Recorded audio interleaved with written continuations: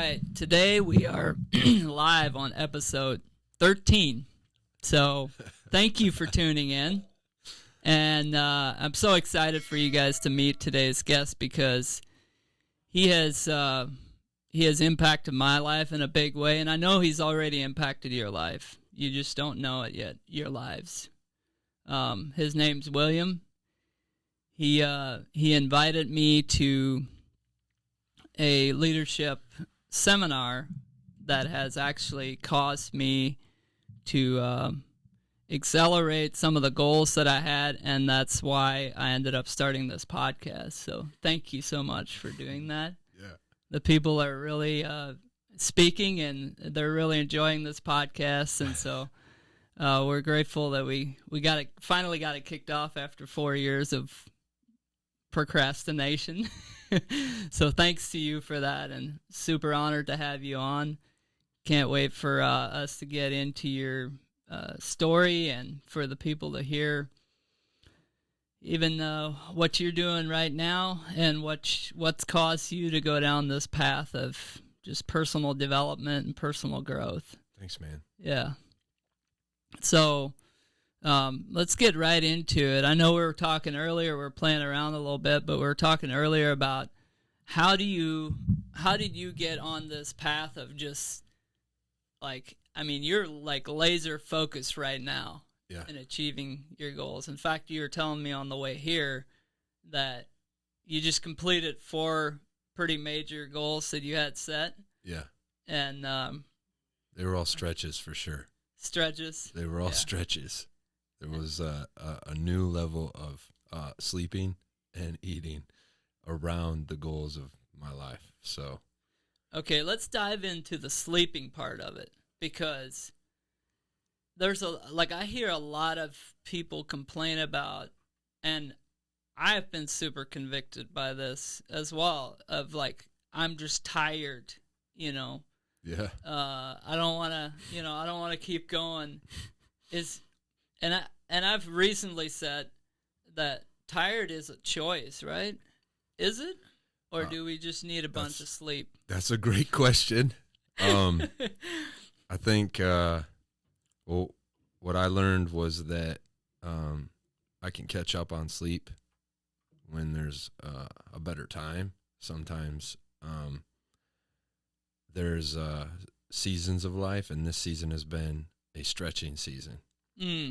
So because these goals were a stretch for me, I was very uncomfortable. My sleeping pattern was irregular, and I was able to find rest more in my God's presence and in his voice than in the comfort of sleep or regular living, I guess is a way to put it. So. Okay. So we just want to clarify here, full disclosure. This is your story. It's not that we're saying that you need to get less sleep, right? We're not saying that. We're saying I'm learning I can function on 6 hours. Okay. Pretty solid. So. Okay. That's probably about what Jesus functioned on, right? I don't know. That guy, I read a story in Mark, how he would stay up late into the night healing people, and then early in the morning he'd go out and pray. So his communion with his Father and God was his form of restoration. Wow. So that's a great example. It doesn't have to be that way all the time. He took a nap in a boat. So he must have been tired. He wasn't praying in the boat. He just wanted to take a nap, Yeah. So I guess there's sometimes to take a nap and there's sometimes to pray. So I feel that the naps are almost more satisfying than the actual sleep. Right? It's fun to take a break. Yeah. It's fun to take a break. Yeah. So what is it that that so I would say when it comes to the rest that I experienced this time, it was less about me and more about uh, like last night and several nights I've stayed up to read texts or read group me messages from people that I committed to serve. Okay. And it hasn't been perfect.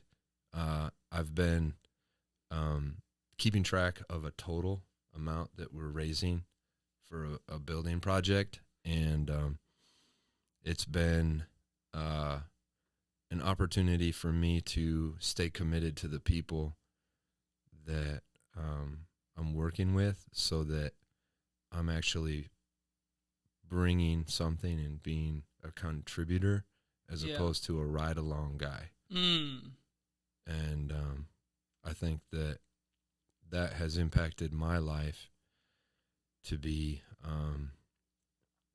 focused on being a contributor wherever I go, as opposed to the guy that just lets everybody else do all the work. And even when I'm tired, like I made a declaration that I wouldn't go to bed last night until I had finished putting together something that a friend of mine, he gave me a signed football, and there was some certain paperwork that I got to, the details that I got to complete and make sure that somebody else could do their job.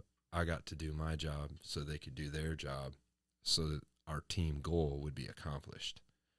So, but if you're tired, wouldn't it have been just easier to just say, I was too tired, I couldn't do it? Wouldn't that have been easier for you in the moment? It would be easier in the moment, and that's definitely an opportunity. And I was thinking of the person that I made the promise to, and out of respect for them and for myself to be a man of my word, I chose to stare at my phone and get these stupid things. It was a great opportunity. It wasn't stupid. It was just a lot of stuff that normally I'm not comfortable doing, detail stuff. However, that opportunity is creating in me a more reliable man. Oh, wow. For the people that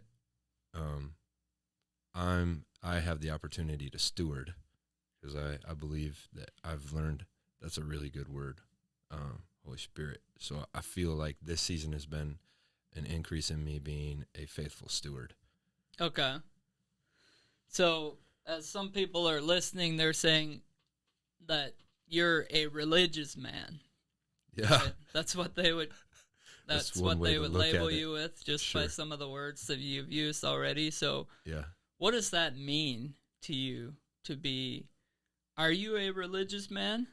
So, a religious man, if religious means someone that's aware of things that are spiritual and things that are eternal, that there is a God and that I have a relationship with him somehow, some way, I would say yes. If it means that I follow rules without a relationship, then I would say no. So, Jesus wasn't a book of rules. He was a person. Yeah. And he has always been a person. And he revealed himself to me as a person when I was 26. And he's a really good shepherd, and he's been taking good care of me since then.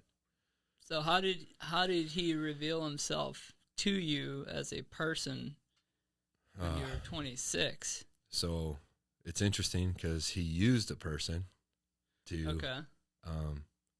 I was watching a play, and I saw people acting out his life, because I haven't literally seen his life. He was alive like 2,000 years ago. Yeah. And I saw a person going through a cross, and I sensed a voice say to me, you think you are You think you're right with me because you think you're better than other people. Wow. And you're in darkness. And I saw myself on a battlefield, and I saw myself in darkness, basically looking at other people, thinking that I was better than them. Mm. And he said to me, the voice said to my heart, not literally, not out loud like this, but said to my heart, you must choose my son to be in the light. My son is in the light. You need to choose him to be in the light. So, another... When you're speaking of my son, are you referring to... I'm referring to Jesus. Jesus? Yeah. Who's speaking? So it must have been the Father talking to me. Father I didn't Jesus. realize it at the time. He was talking, the Father was talking to me about his son being in the light. Okay. And I saw myself in the darkness. He said, you must choose my son. You must choose Jesus to be in the light with him. He also said to me that I cannot straddle the line between dark and light, 1 foot in and 1 foot out. I need to have both feet in because the divider is a sword and it will cut me in half. Okay. So, yeah. So you're saying that if you're kind of playing Christian or religious or whatever you would label yourself to be, I don't know. I mean, let's say I am playing Christian and I'm dabbling on the line. I'm doing things that I know are not right, but I'm also I'm a good person. That's like, you're saying that that's not a good place to be in? I'm saying that's a place where we all die. Mm. So, because... But don't we all die? Well, our bodies will pass away. There is a second death that Jesus warns us about. He says, now, like, the fear of the Lord's something that is a great thing. Yeah. Because it causes us to live in obedience. It's an honor thing. And so he says, Jesus said, I'll tell you the one whom you should fear. Fear him whom after killing the body can kill the soul. Oh, wow. So there's a second death coming to anybody that has not simply received the grace of God. It's really easy. So it's really easy. I say right now, if you want to be saved, just believe in the Son who's enough. The Son did it all on a cross. The Son did it all. He died, he was buried, and the Father resurrected him. When you believe in that, you can follow him. The Spirit will fill you. So, yeah. So that was you at 26. That's what you're saying that happened at 26 years old. Yeah. And from what happened from then on, like after... Well, so after being 26, I've been seeking to follow him the best that I can. And I think that's really the call for anybody, is to just have the best friendship possible that anyone can have with God. Yeah. In this life and how it plays out. It's a beautiful thing. It's an adventure, man. So between now and then, along the lines of what we were talking about earlier, that is most prevalent in my life right now, is I learned how to connect with God. And I wasn't sure how to translate that into daily living.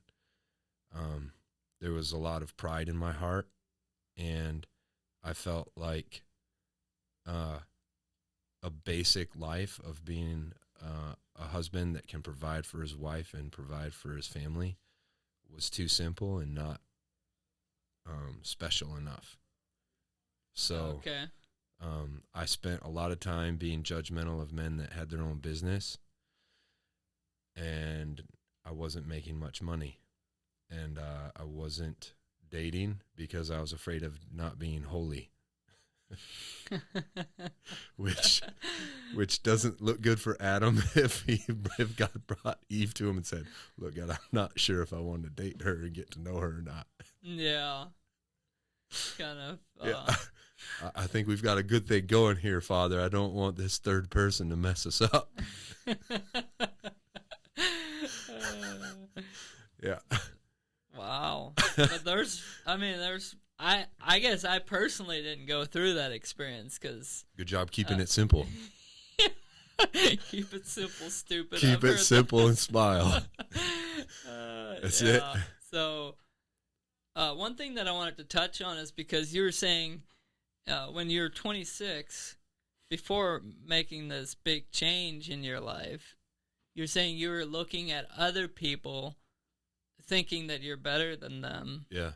So therefore you're okay. Like you don't need, you're doing better than other people. I think a lot of people get trapped in that, whether you believe in God or not. Yeah. You get trapped into, well, there's somebody out there that's doing way worse than I am. So therefore I must be doing good, right? Yeah.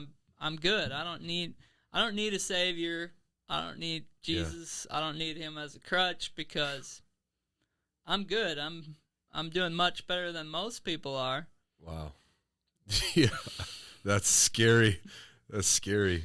So the situation that I was in was that I was raised by two parents that loved me and brought me to a couple places that spoke God's word and had traditions.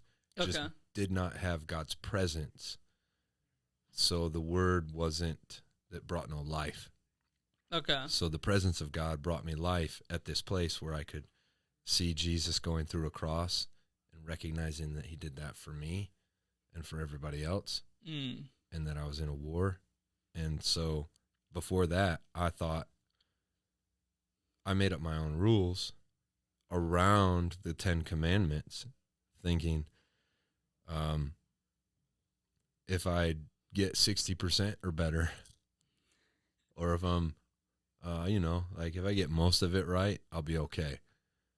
And like God grades on a pass, like all you need is a C or something and you can go to heaven. And so I knew the 10 Commandments and I knew traditions. I just didn't know the person. And that's what Jesus says, that in the day of judgment, he'll say, either I knew you or I never knew you. And from knowing him, my life has been increasingly obedient. So. Yeah, that's good. I think that's can be a very scary thought of like, either I knew you or I didn't know you. What does that mean? And how do we get to a place where we feel like he really does know us? Yeah.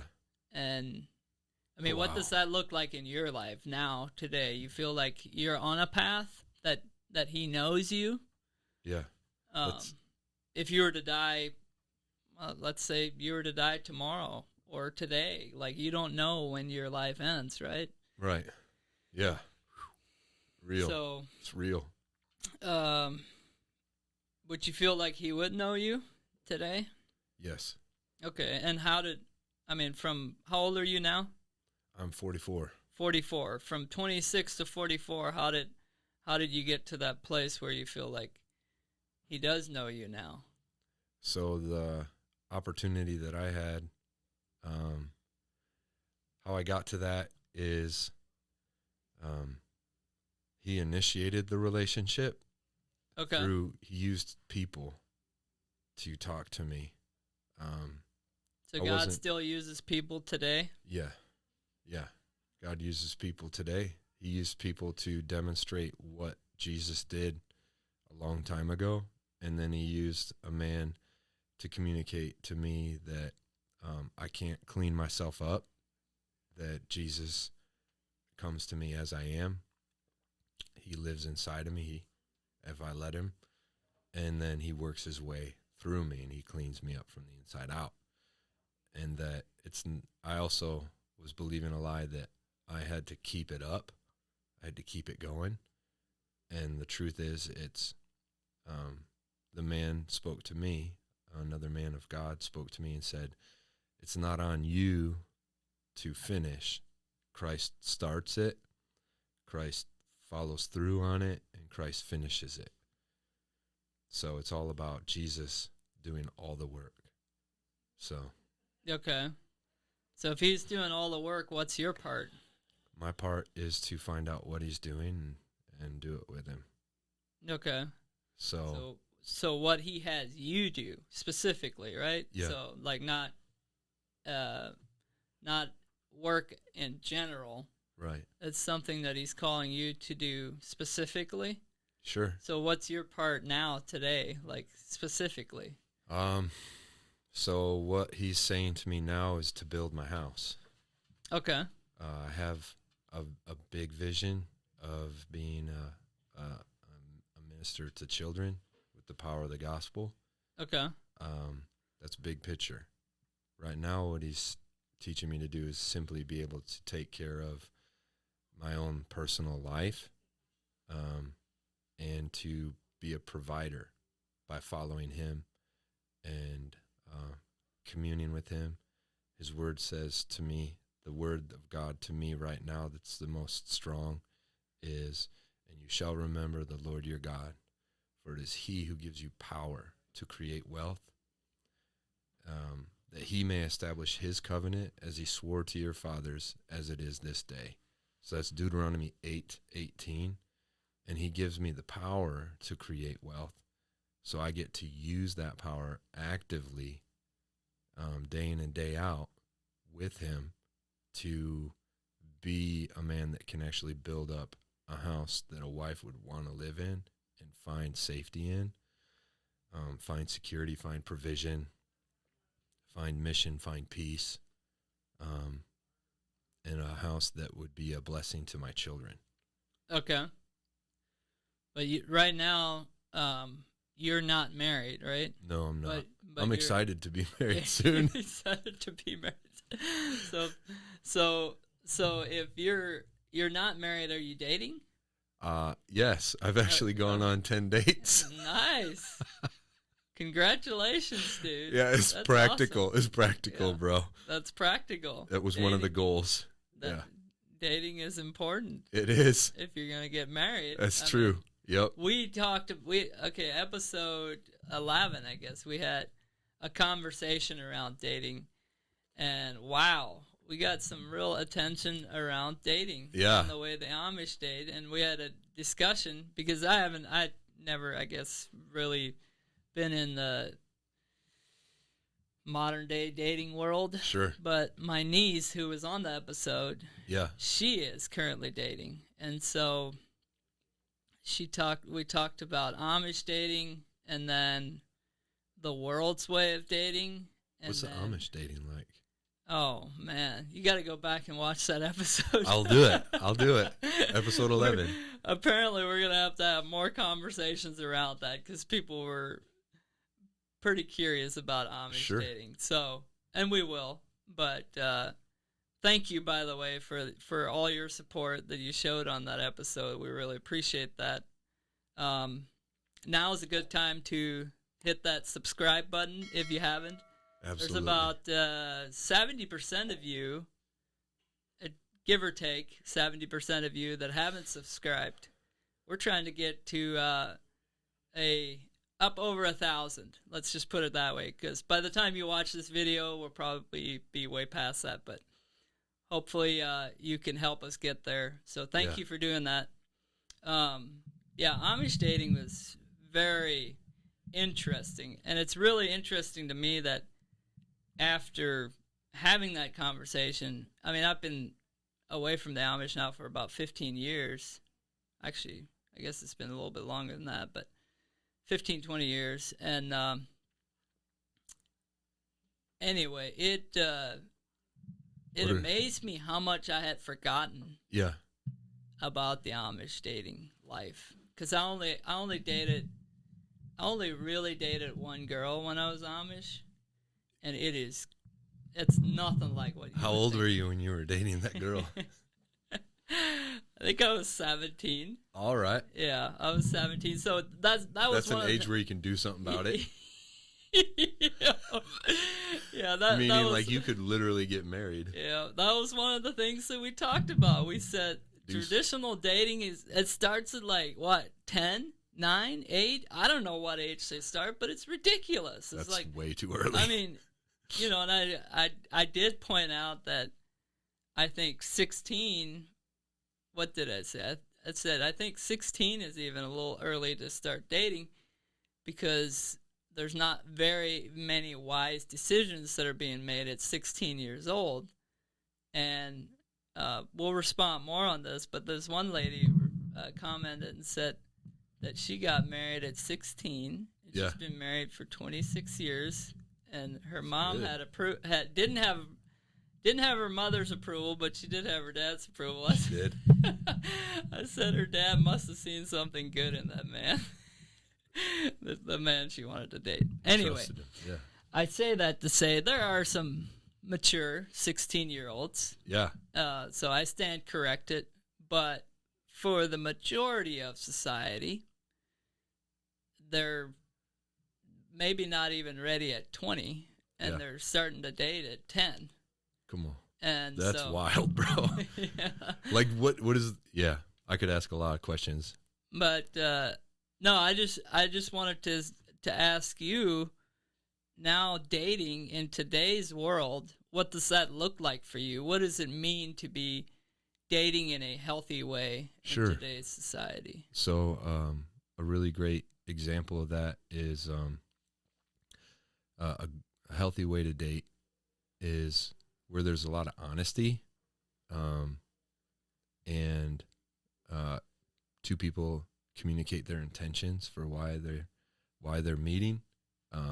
So I'm dating for the purpose of being married because I desire to live a godly life, have one wife, have babies, and develop a legacy in the Lord, and to have a wife that wants to do that and live a life of adventure.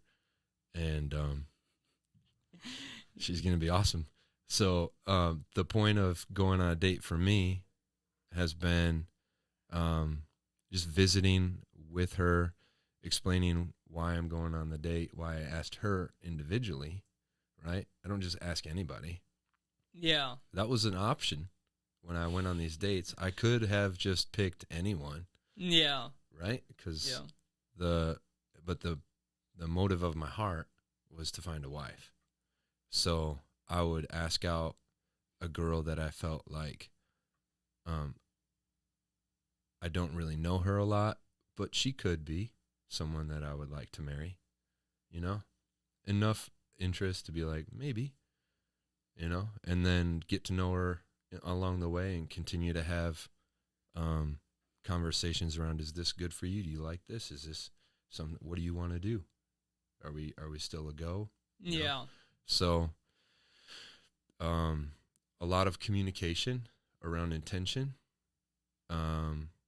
a lot of honor, and having conversations with God along the way has been a big opportunity for me to be decisive, know what I'm interested in, and have communication with the one who has a really beautiful plan for my life, and the one who has a beautiful plan for that other person's life, and to value that other person the way that God values that person. Yeah. To value myself the way that God values me, and to do it all inside of time so that we're not wasting our time. You know what I mean?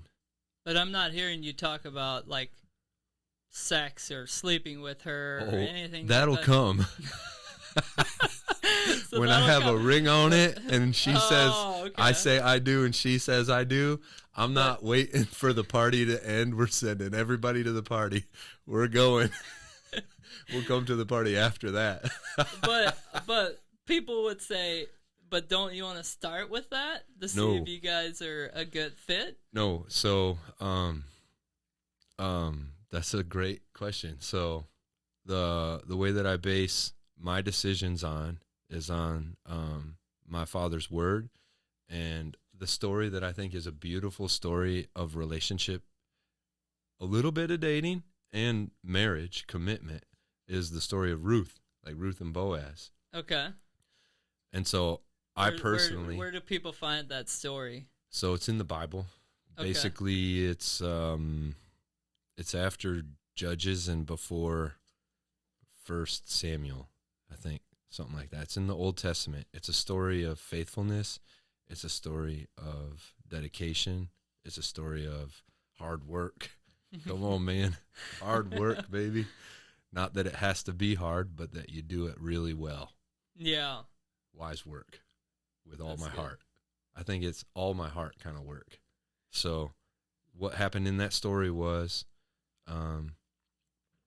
Ruth and Boaz were working around each other, and they would have lunch together. And there was a time when Boaz was going to marry her, and it says that first he went and got he went through the commands of the Lord to do it, and it says that, and then Boaz married Ruth and knew her, so he had sex with her after he was married. Okay. And that kind of connection, according to God's word, is really awesome in covenant, in that commitment of you and no other. When I say that to my wife, you and no other, and she says it to me, in that kind of commitment, I trust that there. I'm not going to use it anywhere else. So what if somebody's listening and they haven't followed that? They're still dating. They haven't followed that, but they're wanting to have a healthy marriage. I mean, what would you suggest the solution would be to that? Because like sex and dating? Yeah, sex and dating. I mean, I guess we didn't really plan on getting on this topic, but I guess my question to you would be just like, if somebody's already messed up in that area, Sure, right? sure. They're not. They're kind of wanting. They've gone through a lot of relationships because they just haven't worked out, but they're wanting to try something different. Yeah. They're wanting to find their wife. So you were just explaining how beautiful a relationship can be if you do it the right way. Yeah. Well, I believe that God made sex and that he likes it, and he likes it for people to have it inside of his ways, and that I personally don't know this yet, but I'm trusting that it's the most powerful inside a marriage. So if a person isn't married and they're having sex, it's probably because the desire for sex God's placed in all of us, because it's a gift. Yeah. Right? So I mean, pleasure is a gift, and to steward that gift so that it produces life instead of fear or death, I would simply talk to God, say, hey, your word says that if a man even lusts for a woman in his heart, he's already committed adultery with her already. And Jesus is the God who forgives sin. He actually became sin for us on a cross so that we could be free of it, so that we could live in face-to-face friendship with the one true living God. And simply tell God, I know I'm made for your loving kindness and your mercy, and just talk to him. Be real. Just turn away from having sex outside of marriage, because his word has something better for you, and he promises to bless. He's a God who loves to bless. He says, today I set before you life and death, choose life. So I would simply repent of the fornication or all that stuff, and don't feel shame right now. Like, that's not the way to get out. God's grace comes to those who are humble and ask for it. So don't be proud and think that God can't forgive me. Just choose to be humble and ask for forgiveness, and God's grace will land on us or on you. That's what he did for me. And his grace is the thing that saves us anyway. So yeah. So come before him and just humbly, like you would go ask a friend. Yeah. Or apologize to a friend. Yeah. More or less. Just acknowledge that it's sin, because that's what his word says. I don't know where I could look it up. I could say a few things, but it's simple as be married and have sex. Be married and live happily ever after. And have and do everything Not the that Hollywood term. Yeah. And just So it's I think I'm on the right road with that. When it comes to answering your question. Yeah. Yep. Simple as turn to God, trust that he's good, trust that he cares, trust that he's not angry, trust that he has grace for you, and that he's exceedingly ready for you to repent and for all of heaven to rejoice. Because when a man repents of his sin, heaven has a party. Heaven has a party. It doesn't shame us. That's so true. And I would just say, too, if you're in a place where you've been hurt by religion, you've been hurt by an organization that considers themselves the church, just read the Bible for yourself. It's still the number one book in the world. And so I believe it's worthy of at least being looked at. And for a lot of people, they rule out the Bible just simply because its name. But just imagine this. Every other book that has ever been written has a foundation from the Bible. Wow. Every idea that has ever been put out there is comes from the Bible originally. So that gives you a little bit of perspective of where we get our thoughts and our knowledge from. And so if you just rule out the most important book, what are you missing? I mean... Yeah. One story that comes to mind, that comes to my heart while we were sharing about being free from adultery is, or from having sex outside of marriage, the picture of Jesus talking to a woman at the well who had 5 husbands, and the one that she was with wasn't even her husband, but she was with him. Yeah. Jesus didn't shame her. He came to her to talk about satisfying her thirst. So we all have a hole in our heart where only the Lord can satisfy our souls. And so that relationship that we look to that satisfies our soul more than him, that's where he wants to come in. He wants to live. He wants to be the satisfaction of our heart, so that when we draw near to another person, we're like a full cup ready to pour out. So yeah, that's good. Yeah, man. That's really good. So John 4, check it out. God will totally speak to you. It's in the Bible, John chapter 4. That's good.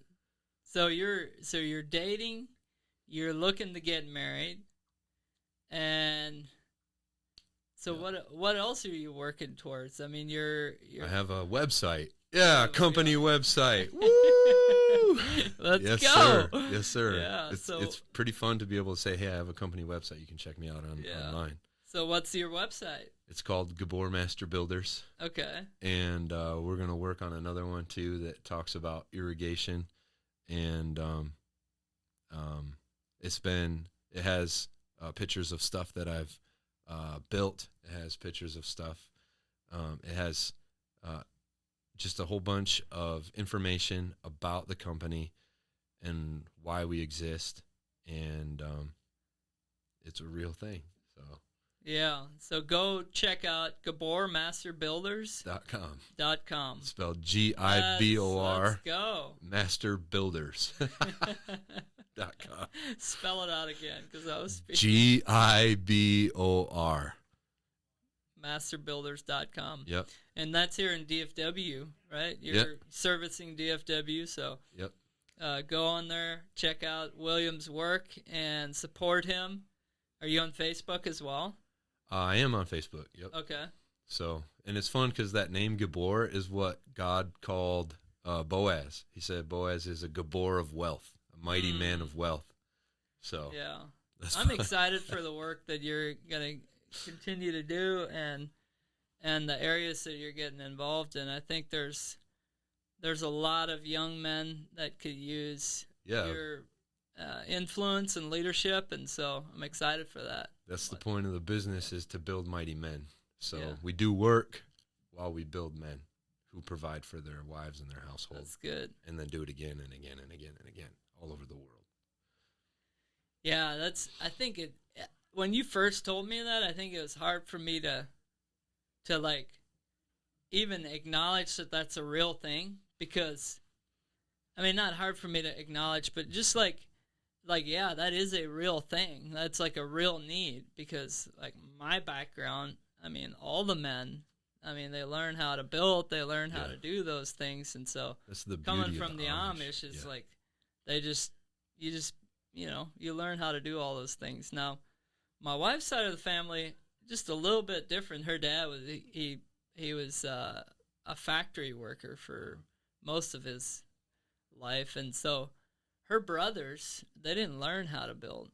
And so when I met her, I mean, I love her side of the family, but her brothers, they just never really learned how to construct or, build houses and stuff like that. Wow, bro. And so it was kind of mind-blowing. I'm like, you guys didn't learn that growing up, But I guess not every Amish family does, but majority of them do. And they're incredibly successful in the things that they're doing. Yeah. I think her one brother's actually now in building, but I think that's a real need, especially in the city. I mean, there's so many kids that just have no idea. And I heard that they're taking like certain trades out of the school as well, so there's not as much of that going on. That's wild. What I heard you say is that you were fathered into being a man who can work, and then other guys didn't have their father around, fathering them in how to be a man who can produce. That's a big deal. Yeah. That's a big deal, man. Yeah, awesome. There's a lot of men that need that father role model. That's an opportunity. Yeah. Woo! Less comfort, more production, more faith, more blessing, more service. So I'll talk a little bit about an adventure that I went on here recently. I talked to you about it, but the running that I started doing, and I think that's another thing that that could really help men. How so?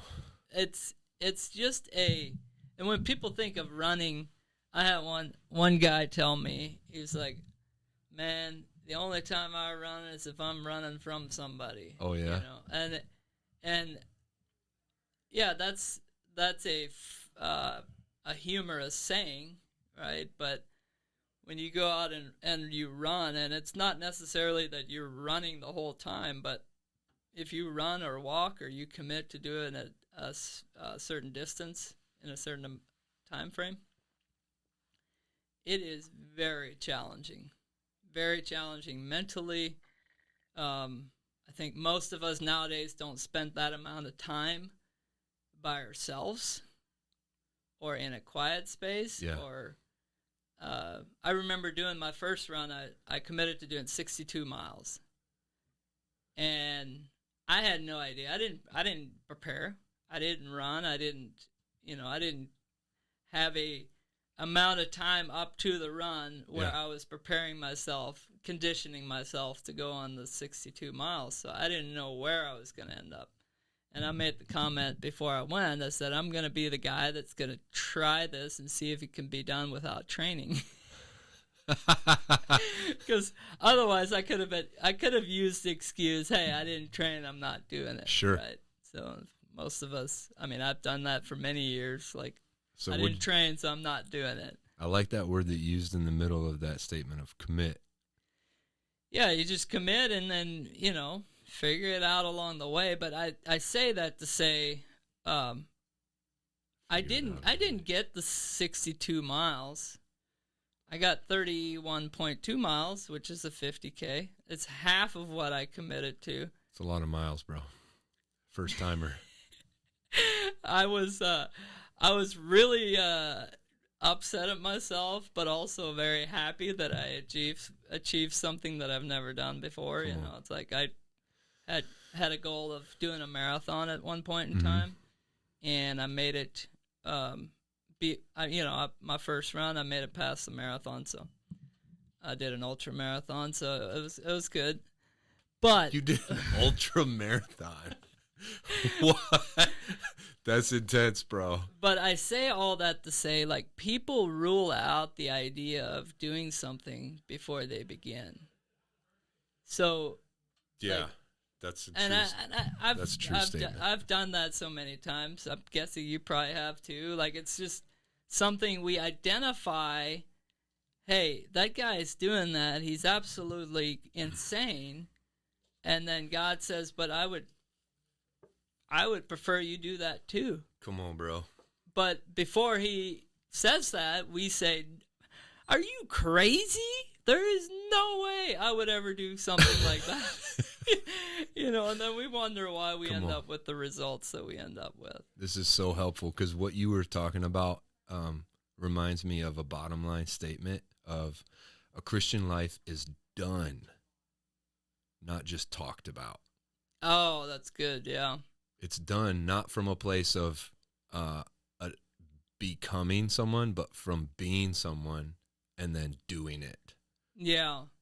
You actually ran an ultra marathon. You didn't just make a excuse as to why you couldn't. You went for it. Yeah. And I guess I brought that up because you said that you're committed to doing one with me. Oh. Right? I'm not putting any words in your mouth, right? A desire of my heart, let's put it this way. The desire of my heart is to be able to run through the mountains of foreign lands when I'm 70 to 80 years old. So how far is an ultra marathon? Did you not use the word commitment? Maybe you didn't. Tell me how, it doesn't matter. Okay. Do you believe that an ultra marathon would help me to run through mountains to preach the gospel? 100%. Absolutely. And I see you as... Okay. I don't know exactly when yet. I commit on tape to run an ultra marathon with you. Come on now. I commit on tape to run an ultra marathon Let's go. with you. That's great. We're going to do it, and it's going to be awesome. Yeah. It's going to be challenging. You're not going to come out the other side the same. Not the same. I would say this season I'm learning the beauty of committing and then learning how to actually get it done after the commitment. Yeah. And I think that cancels out a lot of the fears that I've lived in the past of the unknown. Yeah. I know what I want to do and what I feel I'm called to do, and I go for it. So like what you did, all these goals and everything, it's awesome, man. Yeah, I think it's the power that's in starting something, not knowing the finish line, because that's what life is. Yeah. We're in this life, we don't know the finish line. Come on. And we think, we plan, we strategize, we talk about, but we truly do not know the finish line. May I ask your viewers a question? Yes. So what goal in life do you have that you're not sure how to do, but you want to do it? I think my friend, the Amish rebel, would love to hear what your goals are that you're not even sure how to do it. Absolutely. Please leave that in the comments. We would definitely love to hear that. Yeah, man. So thank you for asking that question too. But if you have the goal and you've been putting it off, today is a great day to start, right? There's now. Right now. Right now. Right now. Right now. So I'll tell you, I don't know if I told you, but I'll just tell you this story so the viewers can hear it too, because I had my son on. I think it was episode 5? Might have been 3 or 5. My oldest son on, and we were talking. I had signed up for the ultra marathon, and I hadn't done it, and we hadn't really talked about it since. And so, for the viewers, yes, I did sign up for 62 miles. I completed 31, but you better be sure that I'll be back for the 62. So is the 62 the ultra? No, the 31 is an ultra. Anything past a 26.5 is considered an ultra marathon. So, okay. So 31.2 is definitely, and you better be sure I took that trophy.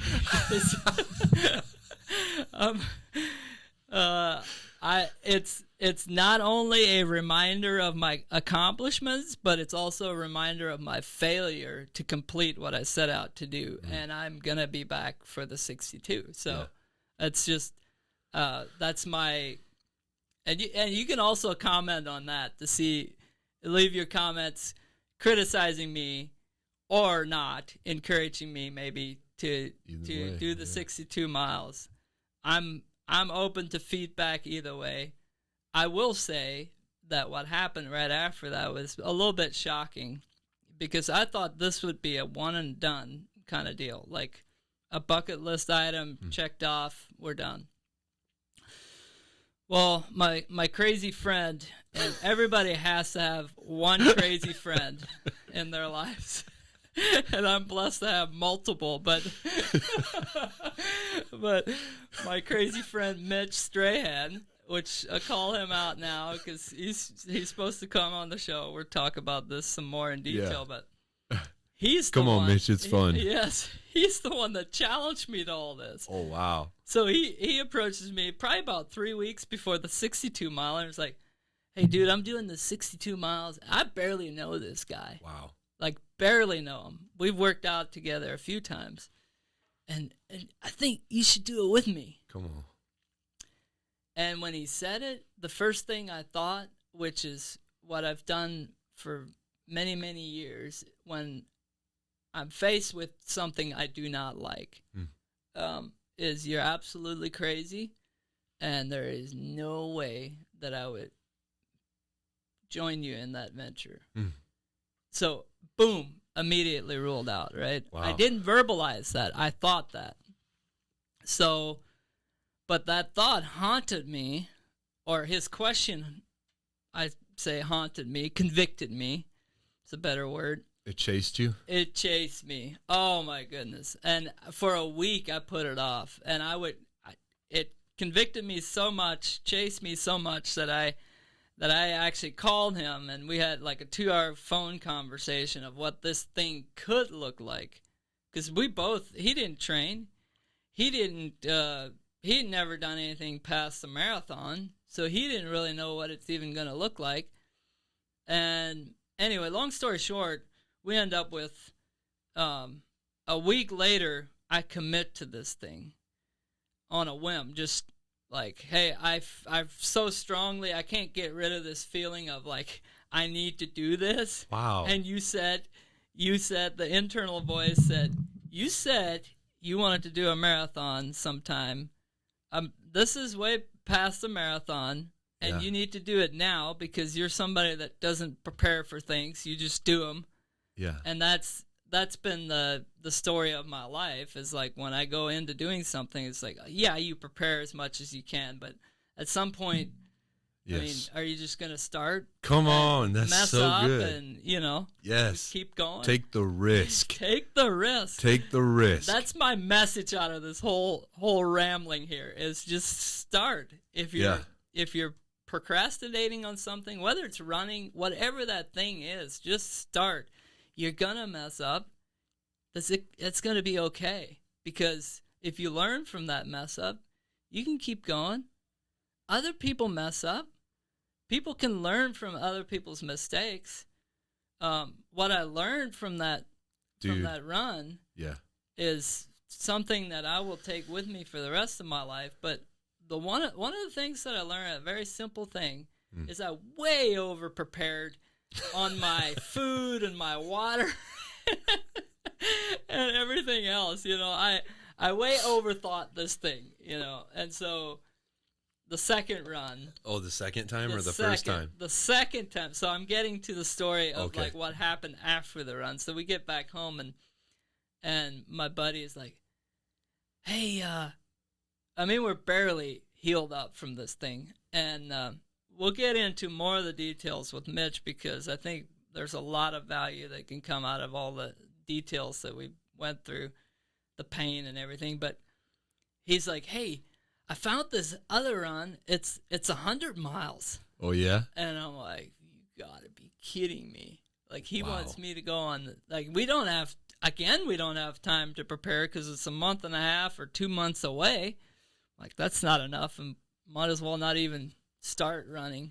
Yeah. And so I said, I don't think I'll do the 100. I said I didn't get 62, so I don't think I'm going to get 100. Just mentally. Honestly, it's physical, but it's also a lot of it's mental, because you get into it. You'll see why. Yeah. But, yes, I will. Yes, I will. Yes, you will. I will. But anyway, we go, and I commit to 50 miles. Come on. And I got that one. I did one 9-mile run in between my first ultra and then my second ultra, but I got the 50 miles, so that one's checked off the list. It's awesome. But 16. we're getting ready to do another one in May. If you'd like to join us in May. How far is that? I think we're attempting something new, a little bit less miles, but do it barefoot, completely barefoot, no shoes. That's interesting. So I don't know for sure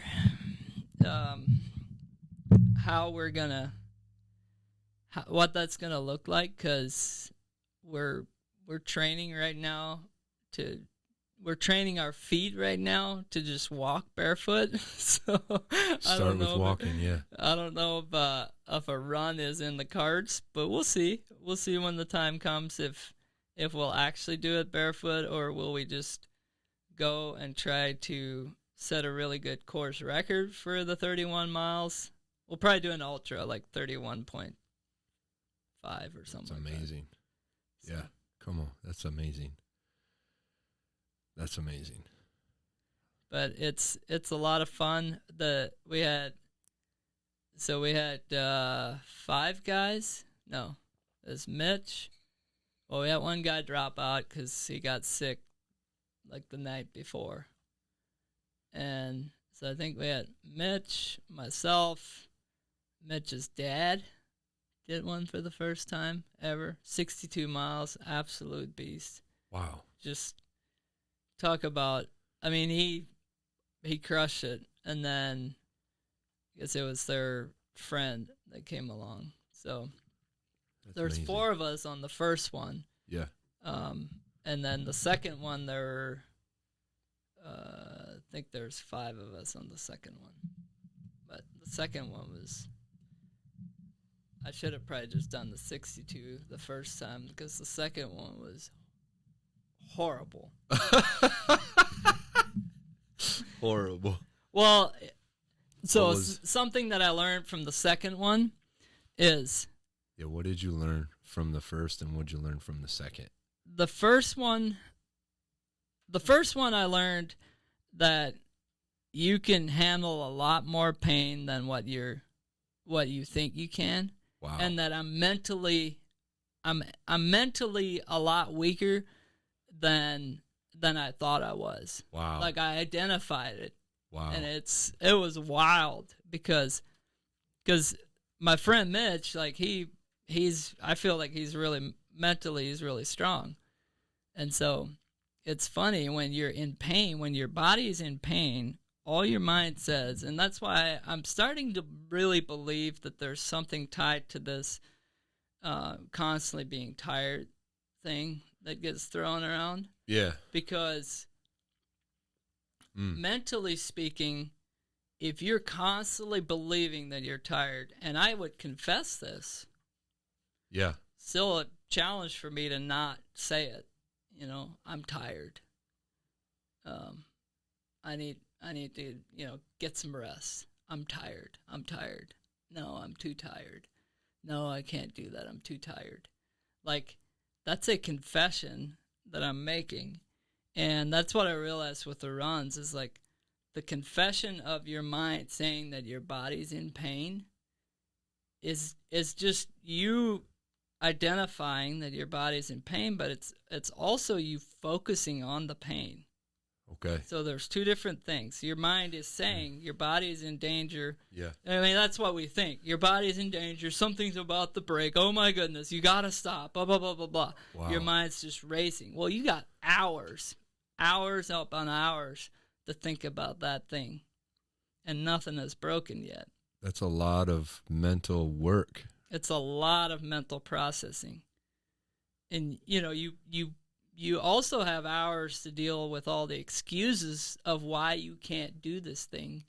Wow, bro. And so it's kind of like what the first run was identifying how weak I am mentally to not be able to just keep pushing myself through that, but focus on the pain consistently. The second one was like,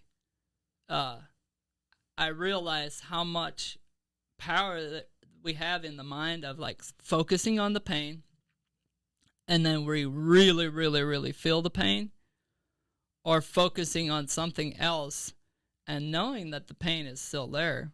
It's just we're choosing not to focus on it. Yeah. I'm choosing not to focus on the problem. I'm choosing to focus on the solution. I'm choosing not to focus on the pain. I'm choosing to focus on the finish line. I don't really care if the pain's there. As long as my two legs are still moving, I'm going to keep going. And I kid you not, when you focus on the forward movement of where you're going versus the pain that's right here, right now in your body, dude, it is a game changer. Because when it's like that. When you take your mind from the finish line to your body, all of a sudden you feel like your entire body is on fire, and you're like, I'm in so much pain. I don't know if I can keep doing this. Yeah. And then you have to choose to like take your mind off of that and say, yes, I am in pain. That's real life, but I'm going to keep going. Come on, man. I'm going to keep going. I need to finish. And that sounds like Paul. That sounds like Paul. You know who I'm talking about? Paul in the Bible? I've run my race. Oh, yeah. I have finished a run as a disciplined athlete. That's powerful, bro.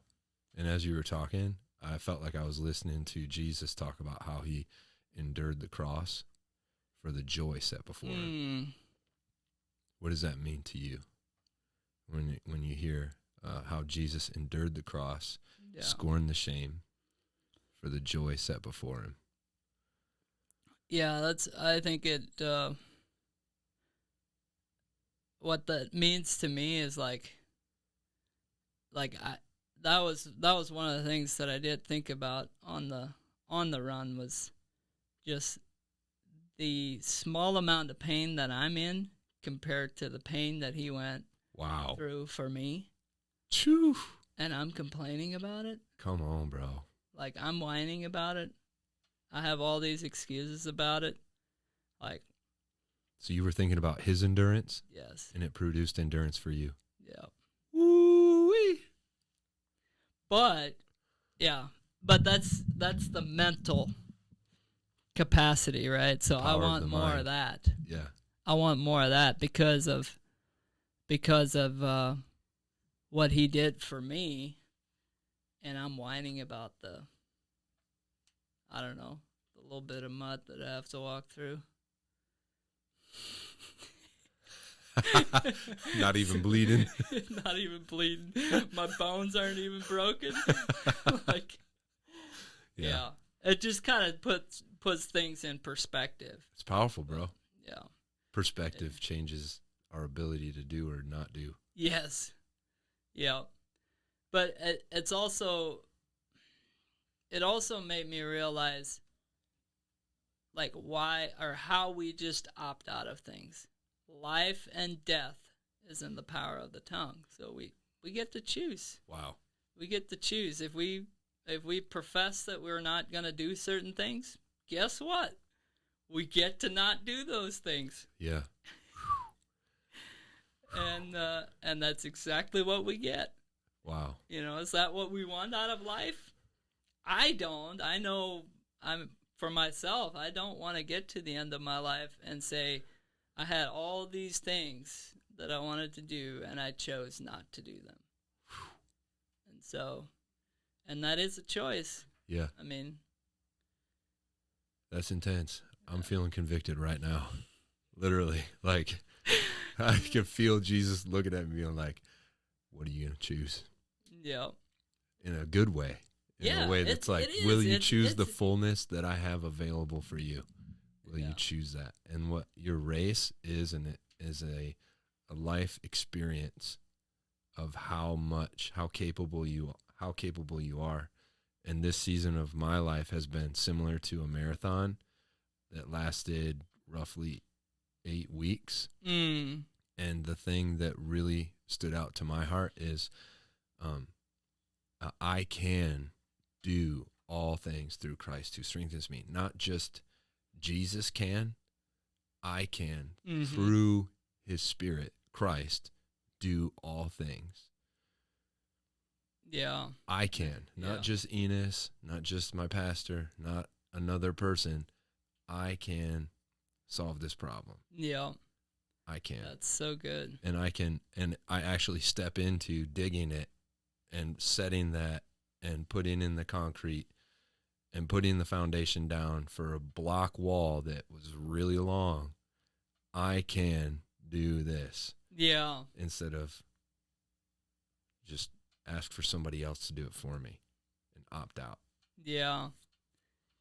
Yeah, I'm glad you brought that up because I do think that you've been running like a marathon. A long marathon, like an ultra marathon.